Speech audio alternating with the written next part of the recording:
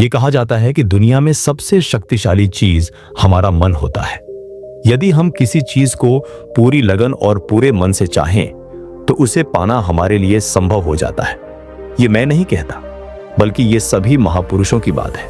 लेकिन अगर यह सत्य है कि मन सबसे शक्तिशाली है और हम जो भी अपने मन से पूरी श्रद्धा और विश्वास के साथ चाहते हैं वह हमें मिल सकता है, तो फिर सवाल उठता है, जो हम अपने मन से चाहते हैं वह हमें क्यों नहीं मिलता? कोई भी इंसान अपने मन में दुख या तकलीफ नहीं चाहता, फिर भी बहुत से लोग परेशान और दुखी रहते हैं। हर कोई दिल से कामयाब होना चाहता है, खुशहाल और सफल बनना चाहता है, खूब पैसा कमाना चाहता है, लेकिन फिर भी सभी कामयाब नहीं हो पाते। दुनिया में शायद ही कोई ऐसा इंसान होगा जो दिल से यह चाहे कि मैं नाकामयाब रहूं या पैसा ना कमाऊं। सोचने की बात यह है कि इसमें दो ही संभावनाएं बचती हैं। या तो वे महापुरुष जो कहते हैं कि मन से सब कुछ हासिल हो सकता है गलत हैं, या फिर हम खुद गलत हैं। आज मैं आपको एक ऐसी कहानी सुनाने वाला हूं जिससे आपको एक महत्वपूर्ण मंत्र मिलेगा। इस मंत्र को समझने के बाद आप जान पाएंगे कि मन से कोई भी चीज कैसे हासिल की जाती है और किसी भी विचार का बीज अपने मन में कैसे बोया जाता है। इस कहानी से आपको आकर्षण के नियम, लॉ ऑफ अट्रैक्शन को भी बेहतर तरीके से समझने में मदद मिलेगी। कहानी छोटी सी है लेकिन बेहद गहरी है। इससे पहले कि आप इस कहानी में खो जाएं, इस चैनल को सब्सक्राइब करना मत भूलिए। तो चलिए कहानी शुरू करते हैं। एक बार की बात है, एक आदमी के जीवन में सिर्फ दुख ही दुख थे। जो भी वह करता उसकी मेहनत कभी पूरी तरह सफल नहीं होती थी। जब वह घर आता तो वहां सिर्फ कलह और तनाव रहता था। जब भी वह किसी से मदद मांगता कोई उसकी सहायता नहीं करता। ऐसा लगता था जैसे चारों ओर से दुखों का पहाड़ उसी पर टूट पड़ा हो। उसे समझ नहीं आ रहा था कि वह अपने दुखों से कैसे पार पाए। दिन रात यही सोचता रहता कि अपने कष्टों से कैसे छुटकारा पाया जाए। इसी वजह से वह रातों को सो नहीं पाता था। उसकी आंखों के नीचे गहरे काले घेरे बन गए थे जो उसके दुख और चिंता की गवाही देते थे। कभी कभी उसके मन में आत्महत्या जैसे खतरनाक विचार भी आने लगते थे, लेकिन अपने परिवार की चिंता उसे ऐसा कदम उठाने से रोक देती थी। वह इतना दुखी हो गया था कि उसने तय कर लिया कि वह इन दुखों से जरूर छुटकारा पाएगा। इसके लिए चाहे उसे कितनी भी मेहनत क्यों ना करनी पड़े, कुछ भी सहना पड़े, यहां तक कि अंगारों पर चलना पड़े, वह हर हाल में इस दर्द से मुक्ति पाएगा। इसी तरह एक दिन उसने अपने मित्र से पूछा, मैं अपने जीवन को कैसे सुधार सकता हूं? उसके मित्र ने उसे सलाह दी, तुम किसी बाबा के पास जाओ। उनके पास ऐसे मंत्र होते हैं जो सारे दुख दूर कर देते हैं, जीवन को खुशियों से भर देते हैं और धन संपदा भी दिला सकते हैं। उसके मित्र ने कहा, तुम बस किसी ऐसे बाबा को ढूंढ लो, फिर तुम्हारा काम बन जाएगा। यह बात उस आदमी के मन में पूरी तरह बैठ गई कि सिर्फ कोई बाबा ही उसका दुख दूर कर सकता है। इसी कारण जब भी उसे किसी बाबा के बारे में पता चलता वह तुरंत उनके पास पहुंच जाता। वह बाबा के पास जाकर अपनी सारी समस्या बताता और समाधान पूछता। वह कहता, बाबा मैं कुछ भी करने को तैयार हूं, बस मुझे इन परेशानियों से छुटकारा दिला दीजिए। आप जो कहेंगे मैं वो करूंगा, लेकिन कृपया मेरा जीवन सुधार दीजिए। बाबा उसे कुछ टोने टोटके बता देते जिन्हें उसे पूरी विधि से करना होता था और बदले में दान दक्षिणा ले लेते थे। वे कहते, इस टोटके को ठीक तरीके से करोगे तो तुम्हारे घर में सुख शांति बनी रहेगी। वह आदमी घर लौटकर पूरी विधि के साथ टोने टोटके करने लगा, लेकिन कई टोने टोटके आजमाने के बाद भी उसके जीवन में कोई बदलाव नहीं आया। उल्टे उसका जीवन और अधिक दुखदाई हो गया। जो भी बाबा उसे टोना टोटका देता बदले में दान दक्षिणा जरूर लेता, जिससे उसका धन भी धीरे धीरे खत्म होने लगा। इससे उसके जीवन के दुख और बढ़ गए। तब उसे लगा कि बाबाओं के पास जाने से तो उसके दुख कम होने की बजाय बढ़ते ही जा रहे हैं। वह असमंजस में था, बाबाओं के पास जाए या ना जाए। फिर एक दिन किसी ने उसे सलाह दी, अपने घर में किसी पंडित को बुलाकर हवन करवाओ। हवन से घर शुद्ध होगा और मन को शांति मिलेगी। कोई भी बुरी ऊर्जा यदि घर में हो तो हवन से वह बाहर निकल जाएगी। पंडित को बुलाकर पूरे विधि विधान से मंत्र उच्चारण कर हवन करने से घर में सुख शांति आती है। ये बात उसके मन में पूरी तरह बैठ गई। उसने एक पंडित को बुलाकर हवन करवाया जो अच्छी तरह संपन्न हुआ। बदले में पंडित ने भी अच्छी दान दक्षिणा ली और फिर वहां से विदा हो गया। लेकिन कुछ दिनों बाद उसे एहसास हुआ कि उसके जीवन में अब भी कोई बदलाव नहीं आया है। अब वह आदमी पूरी तरह से दुखी और गहराई से परेशान हो गया।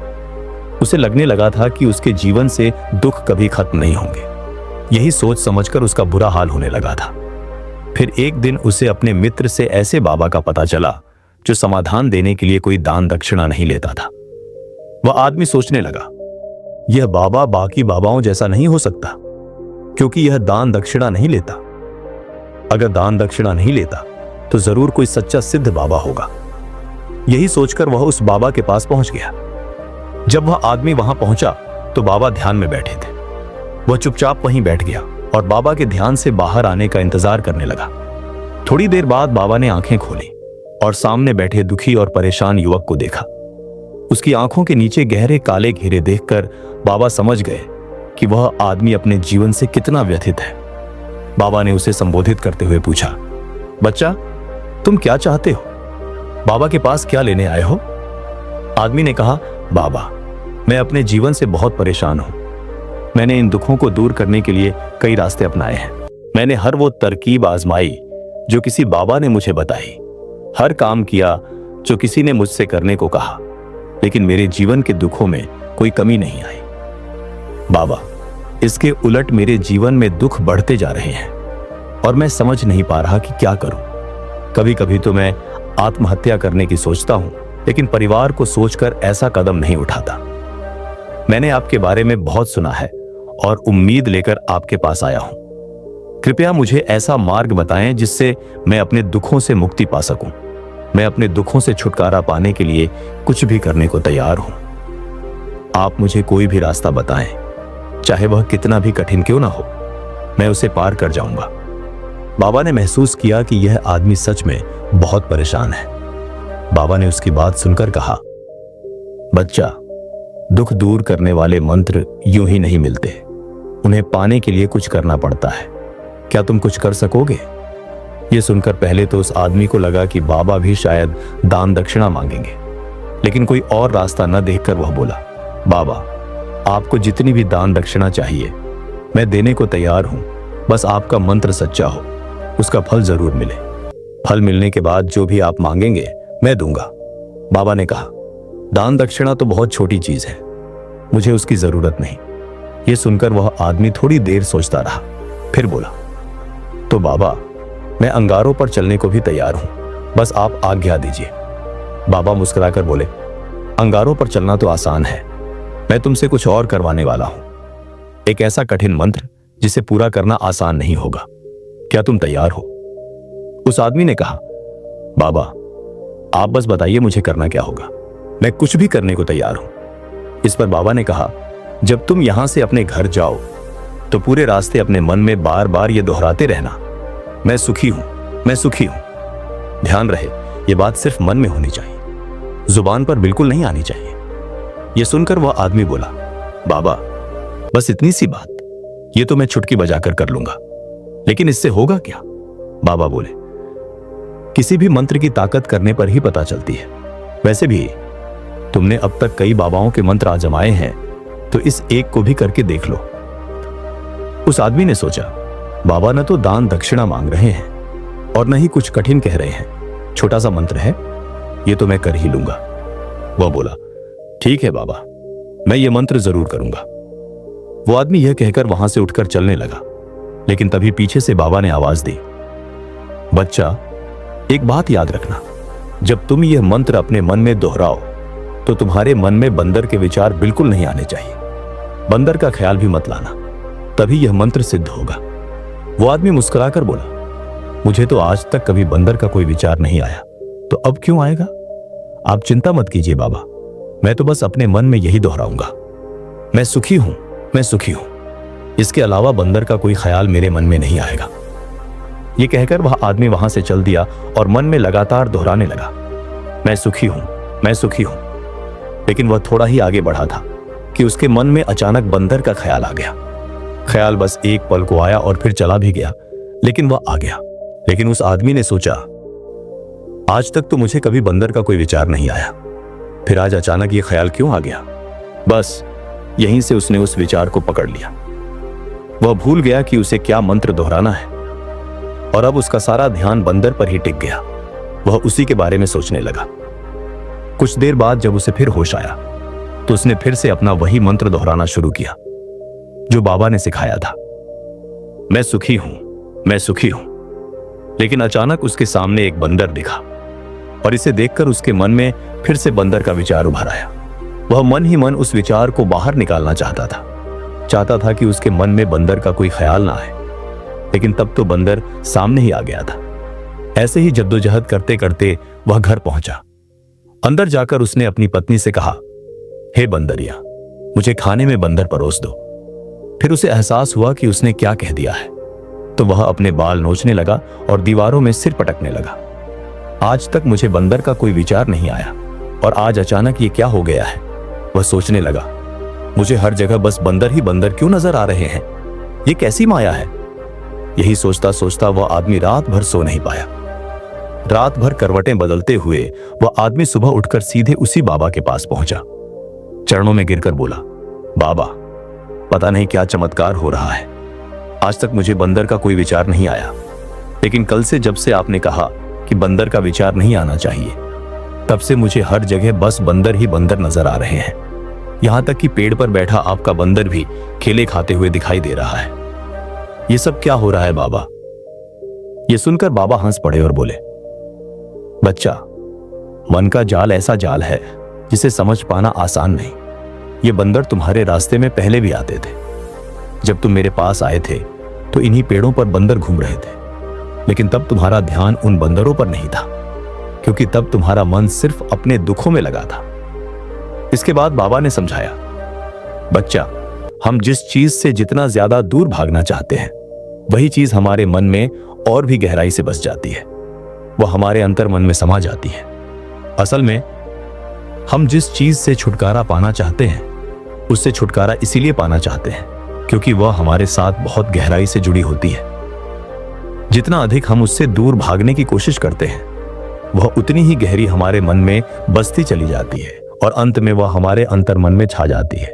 ऊपर से हम चाहते हैं कि हम सुखी हों, इसलिए अपने होठों से बार बार कहते रहते हैं, मैं सुखी हूं, मैं सुखी हूं। लेकिन हमारे मन में दुख छिपे रहते हैं। हमारे विचारों में सिर्फ दर्द और तकलीफ नजर आती है। इसलिए जुबान से मंत्र दोहराने भर से हम सच में सुखी नहीं हो पाएंगे, जब तक वह मंत्र हमारे अंतर मन में पूरी तरह प्रवेश न कर जाए। उस आदमी ने पूछा, बाबा, यह मंत्र हमारे अंतर मन में कैसे प्रविष्ट होगा। बाबा ने समझाया, बच्चा, अपने दुखों से लड़ना बंद कर दो। जब तक तुम अपने दुखों को दूर करने की सोचते रहोगे, वे दुख तुमसे चिपके रहेंगे और तुम्हारे अंतर मन पर राज करते रहेंगे। जिस दिन तुम उन दुखों के बारे में सोचना ही छोड़ दोगे और उनसे छुटकारा पाने की चाह भी छोड़ दोगे, उसी दिन से तुम्हारी जिंदगी से दुख गायब हो जाएंगे। क्योंकि किसी भी चीज से छुटकारा पाने के लिए हमें सबसे पहले उसके बारे में सोचना पड़ता है, और जितना अधिक हम उस चीज के बारे में सोचते हैं, वह उतनी ही गहराई से हमारे मन में बसती चली जाती है। हम अधिकतर समय अपने दुखों के बारे में ही सोचते रहते हैं। यही सोचते हैं कि हमारे जीवन में दुख है और हमें उनसे छुटकारा पाना है। इसी बार बार सोचने की वजह से वे दुख हमारे अंतर्मन में गहराई से बस जाते हैं और हमें इसका एहसास भी नहीं होता। इसीलिए अगर तुम सच में दुखों से छुटकारा पाना चाहते हो, तो दुखों से छुटकारा पाने के बारे में सोचना ही छोड़ दो। बस ऐसा करने से ही तुम्हें अपने आप दुखों से मुक्ति मिल जाएगी।